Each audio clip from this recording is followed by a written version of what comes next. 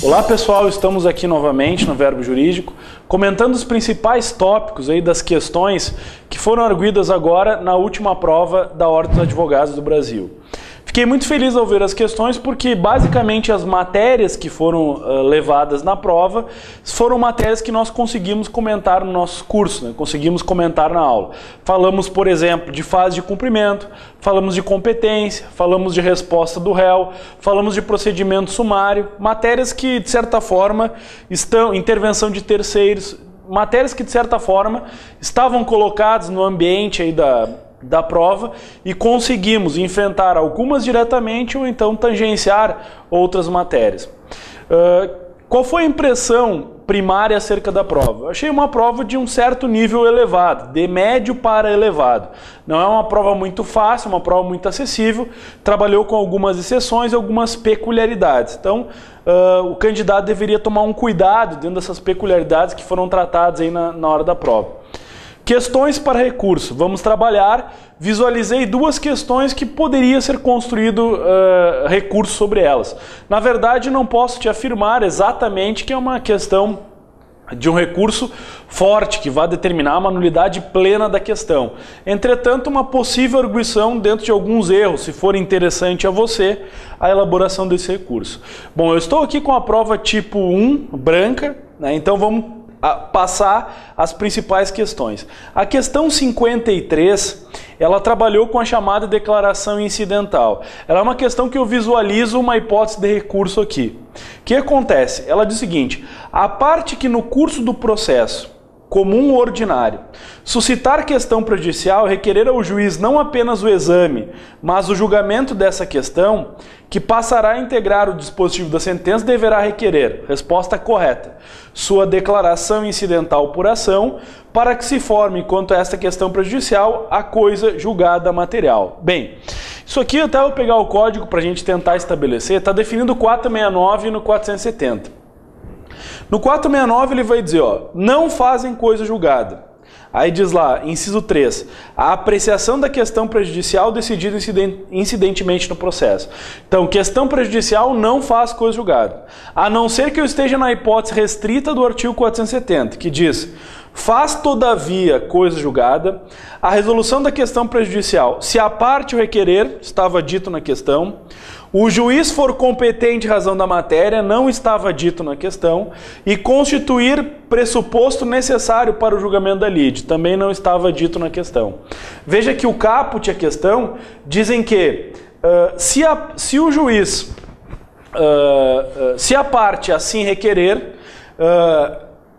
o julgamento dessa questão prejudicial, que passará a integrar o dispositivo da sentença, essa questão prejudicial fará coisa julgada. Não disse dois atributos específicos do artigo 470, quais sejam: juiz competente em razão da matéria, então 470, o juiz for competente em razão da matéria e constituir pressuposto necessário para o julgamento da lide. Não falou que era pressuposto necessário para o julgamento da lide e que o juiz era competente em razão da matéria.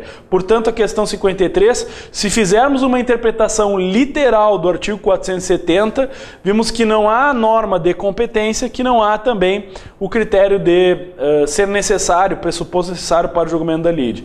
Entretanto, vamos convir na seguinte ideia, de que se eu não marco a letra B, não tem outra alternativa para marcar. Então, aparentemente, induziria o candidato a marcar a letra B. Entretanto, é uma hipótese de recurso porque não foram contemplados todos os critérios necessários do artigo 470 para que a questão prejudicial fosse, produzisse coisa julgada material. Certo?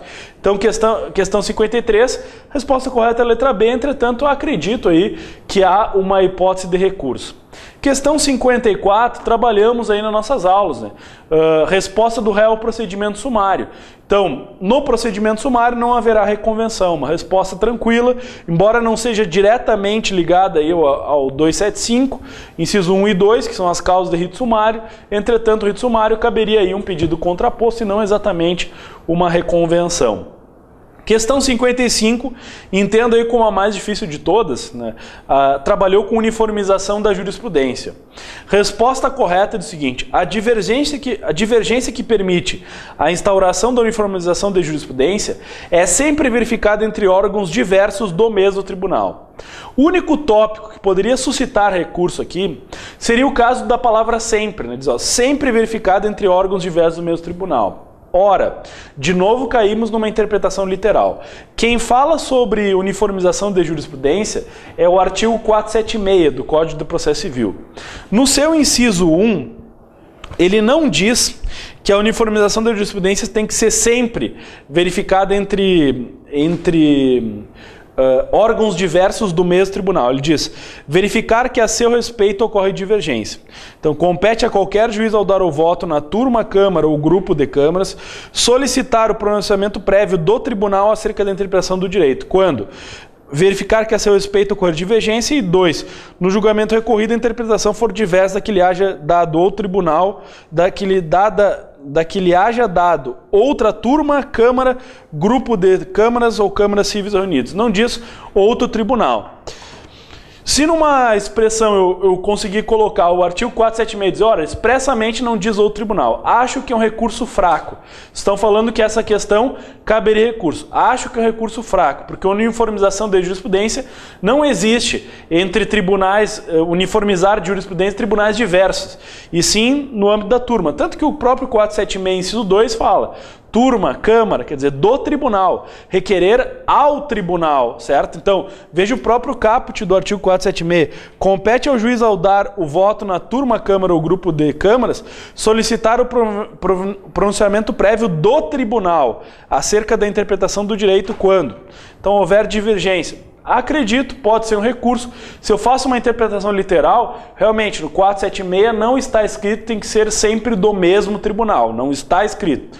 Vale a pena como recurso, mas acho ele fraco, entendo ele fraco, porque não sustenta, não existe uniformização da jurisprudência no âmbito de qualquer tribunal, e sim no âmbito daquele tribunal. Esse é o instituto assim criado. Então a questão forte aqui para recurso, entendo a questão 53. Questão 56. Questão 56 trabalhou com fase de cumprimento de sentença. Falamos inúmeras vezes nas aulas: título judicial, título extrajudicial. Eu tenho lá uma condenação em 500 salários mínimos. Letra B, instauração da fase de cumprimento de sentença com apresentação de memória de cálculo, contemplando o valor da condenação em moeda corrente. Falamos isso, estou muito feliz que caiu esse tipo de questão, porque quem acompanhou nossas aulas aí certamente estava preparado. Questão 57, uma questão típica de intervenção de terceiros, uma questão acessível também, contou o caso e pediu intervenção. Como eu havia comentado nas aulas, normalmente a ordem coloca questões contextualizadas. Conta caso, pede instituto de intervenção de terceiros. Aqui, letra C, chamamento ao processo, é o caso de dívida solidária, de fiador, né? E aqui especificamente era a figura de fiador e, portanto, há aí, tecnicamente, a letra C. Portanto, chamamento ao processo. E depois, na questão 58, falamos de competência. Bem, competência trabalhamos aí, inclusive na resposta do réu, competência absoluta e competência relativa. A competência relativa, em razão, tecnicamente, razão de valor e território, pelo artigo 111 do Código de Processo Civil. O juiz não conhece de ofício, haverá prorrogação. Competência absoluta, juiz conhece de ofício, não haverá prorrogação. Então trabalhamos diretamente isso, quadro, competência relativa, competência absoluta. Diferenciações entre a competência. Letra B, diz lá, em litígios que envolvam anunciação de obra nova, é defesa ao autor optar por fazer o ajuizamento da ação no foro do domicílio do réu, ou no foro de eleição. Inclusive falei na aula que a expressão defesa é proibido, que muitos entendem como uma confusão. O que é defesa? Defesa, sentido é proibido. Então é proibido ao autor optar. Por quê? Enunciação de obra nova é foro da situação da coisa, assim como as ações reais de direitos imobiliários que trabalhamos. Todas as outras, se você não soubesse exatamente enunciação de obra nova, todas as outras conseguiria afastar, pela ideia de requerimento da parte, pela ideia de temas de ordem pública, pela ideia de tema de ordem privada, pela ideia do juiz não poder declarar de ofício.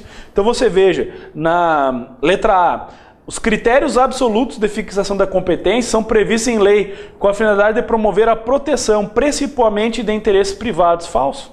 Não é interesse privado, lembra? Competência absoluta, temas de ordem pública, certo? Depois, a letra B é a correta. A letra C, trabalhou com um juiz incompetente que ocorrerá a prorrogação de competência. Falamos. Quando é absolutamente incompetente, não há prorrogação de competência. E tampouco também trabalhamos aí de o réu deixa de apresentar exceção de incompetência. Aula de resposta do réu. Trabalhamos com isso. Não tem exceção de incompetência para incompetência absoluta. E o critério da letra D, incompetência relativa, trabalha aí que o magistrado poderia declarar de ofício. Então fiquei feliz porque a gente conseguiu amparar as matérias aí e deixar o candidato, o nosso aluno aqui bem preparado. Acredito também que foi de um nível médio a elevado e não é uma prova fácil. Duas questões passíveis de recurso. A questão 53, acho que bem forte aí, a ideia de não afirmar a competência razão da matéria e pressuposto necessário para o julgamento da lide, embora poderia estar implícito, não é literal isso na questão. E a outra questão, a ideia da uniformização, a palavra sempre lá. Mas acredito que essa é uma espécie fraca de recurso aí, porque a interpretação do artigo 476 dá a entender que seria sempre do mesmo tribunal. Essas duas questões passíveis de recurso que eu visualizo. Uma bem mais forte, a outra acho que muito mais aí numa ideia pró forma do que acho de complicado alterar esse tipo de questão da uniformização da jurisprudência, certo? Faço convite aí você na prática civil a estar com a gente na segunda fase. A gente sempre prepara, temos aí alguns anos de preparação já que temos um grande êxito na preparação do candidato, ele chega muito preparado para a segunda fase. Convido você a estar aqui no Verbo Jurídico, se preparar efetivamente para a segunda fase, porque a partir dessa aprovação é necessário mergulhar, aprofundar todos os critérios aí da segunda fase. Certinho, pessoal? Agradeço aí, boa sorte a todos.